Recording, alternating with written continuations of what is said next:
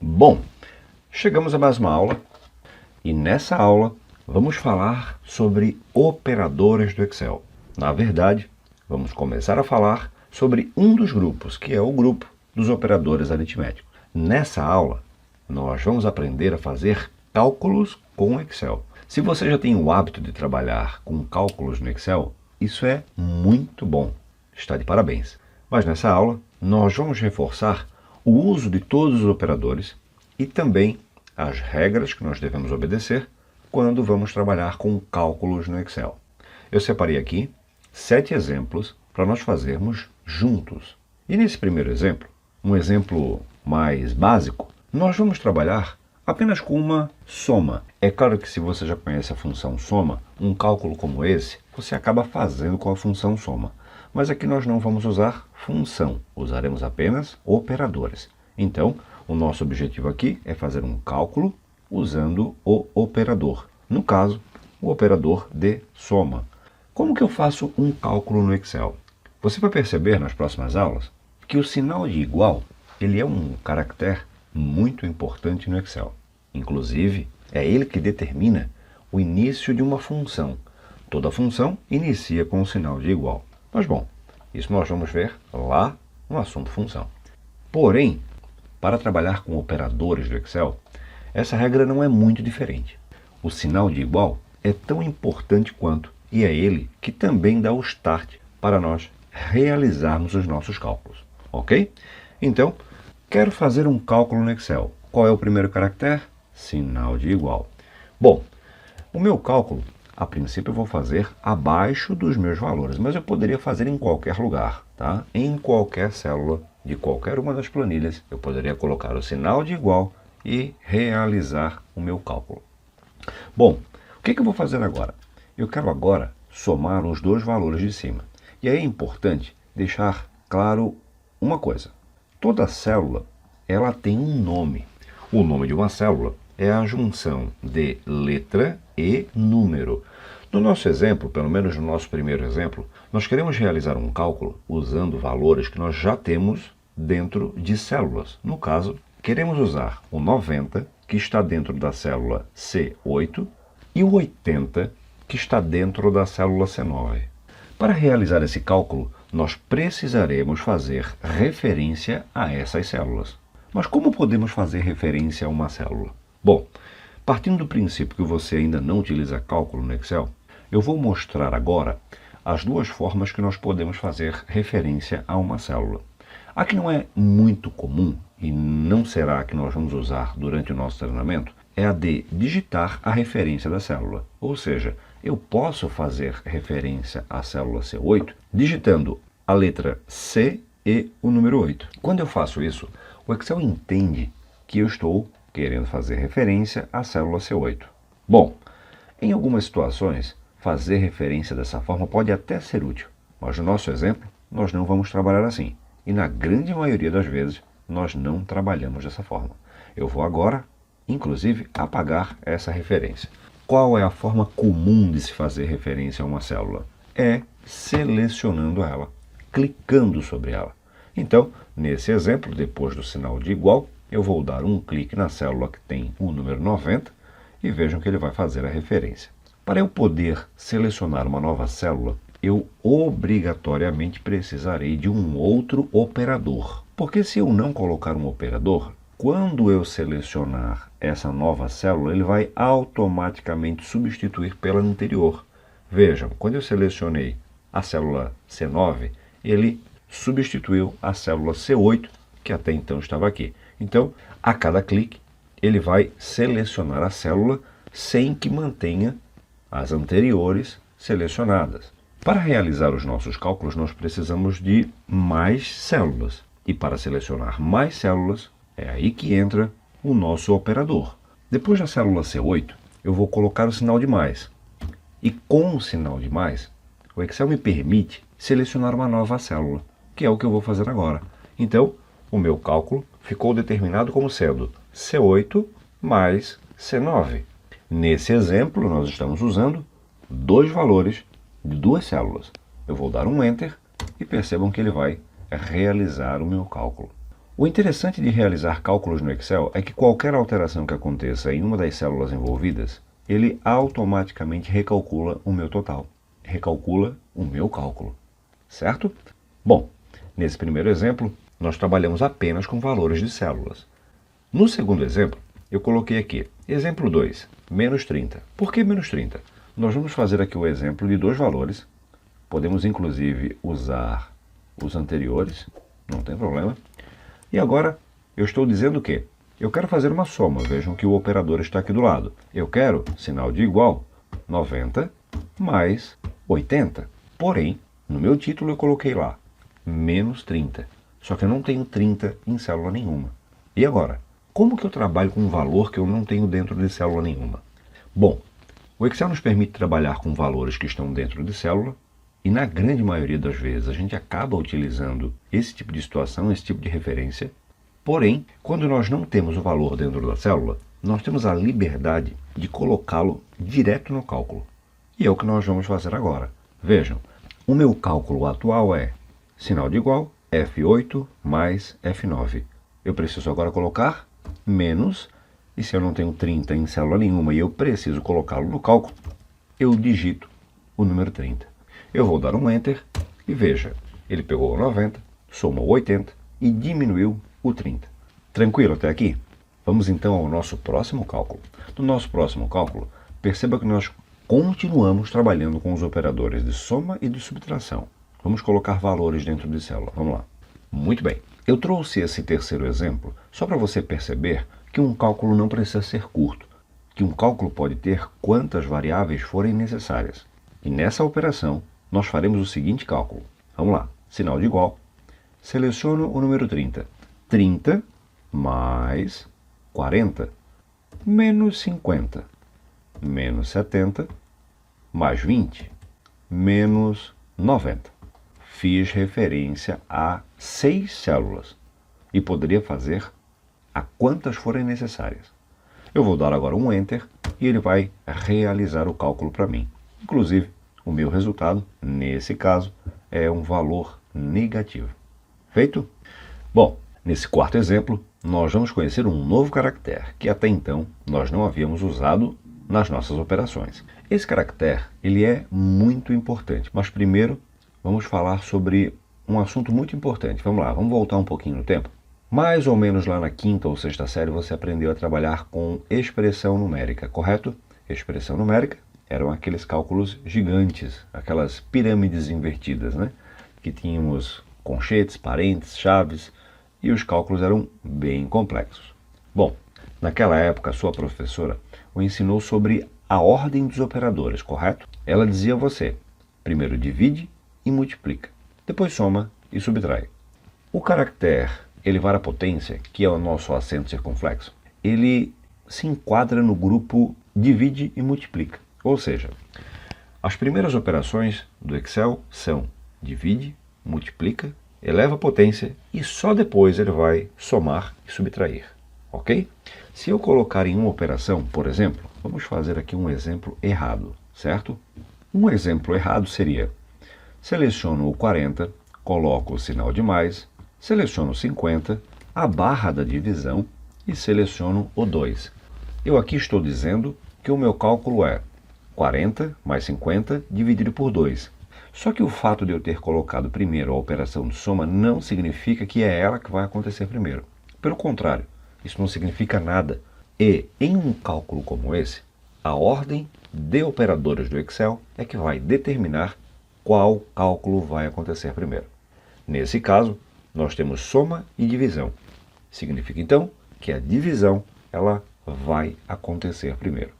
Ah, mas eu não quero que essa divisão aconteça primeiro. Eu quero mudar a ordem de um cálculo. Como que eu mudo a ordem de um cálculo? É aí que entra o parênteses. Eu preciso determinar então que L8 mais L9 aconteça primeiro. Veja então que antes do L8 eu estou abrindo parênteses e depois do L9 eu estou fechando parênteses. Perceba também que o operador que acontecerá depois desse cálculo, ele fica fora do parênteses. Isso é muito importante. Realizando o cálculo dessa forma, eu agora vou clicar em OK. 40 mais 50 dividido por 2, o meu resultado precisa ser 45. E feito. Esse é o meu resultado. Entendeu como faz? Então, para determinar a ordem de um cálculo, nós usamos o parênteses. Vamos ao nosso quinto exemplo. Nesse quinto exemplo, nós vamos fazer uma operação parecida com o exemplo 4, porém com uma operação a mais. A ideia aqui é que o primeiro valor seja somado ao segundo, subtraído do terceiro, e o resultado disso seja dividido pelo nosso quarto valor. Vamos agora colocar os valores dentro das células para depois realizar os cálculos. Bom, começando o cálculo, sinal de igual, seleciono o meu primeiro valor, no caso o 300, sinal de mais, seleciono o 250, menos 50, só que eu quero que essas operações, esses dois cálculos, eles aconteçam primeiro. Eu então venho aqui, abro parênteses antes do O8 e fecho depois do O10. Ah, mas eu tenho duas operações, eu não poderia colocar aqui dois parênteses, dois níveis, para pedir, por exemplo, que a soma aconteça primeiro?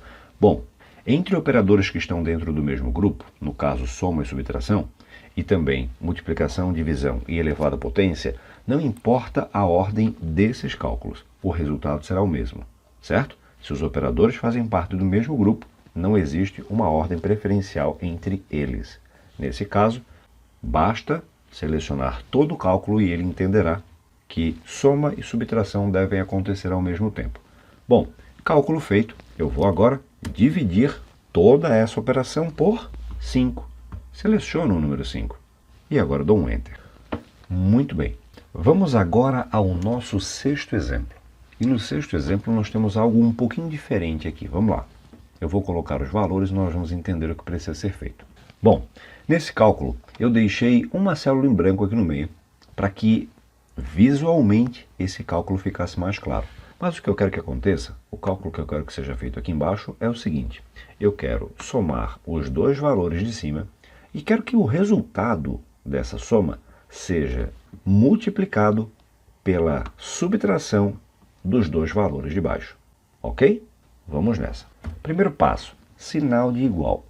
Eu disse que a primeira operação ela deve acontecer primeiro. Eu quero somar os dois primeiros valores. E perceba que na sequência, o operador que vem é a multiplicação. Então, para que eu determine que a soma aconteça primeiro, eu preciso abrir parênteses, selecionar o 120, colocar o sinal de mais e selecionar o 130. Fecho parênteses porque na sequência vem uma multiplicação. Coloco o meu multiplicador. E agora eu preciso fazer uma subtração. Só que a subtração ela será realizada, lógico, com um sinal de menos. E entre o sinal de menos e a multiplicação ela é preferencial. Então, para que ela não aconteça primeiro, eu abro parênteses e determino que essa subtração aconteça dentro do parênteses. Então, selecionei o 2,8, sinal de menos, 2,3. E fecho parênteses. E assim, eu estou isolando os meus dois cálculos onde os operadores eles não eram preferenciais. No caso, a soma e a subtração. Se eu deixasse sem parênteses, a primeira operação que aconteceria seria a multiplicação. Eu agora vou dar um Enter e vejam que o meu resultado é 375. Ou seja, ele somou os dois primeiros valores, 250, e multiplicou por 1,5. 250 vezes 1,5 igual a 375.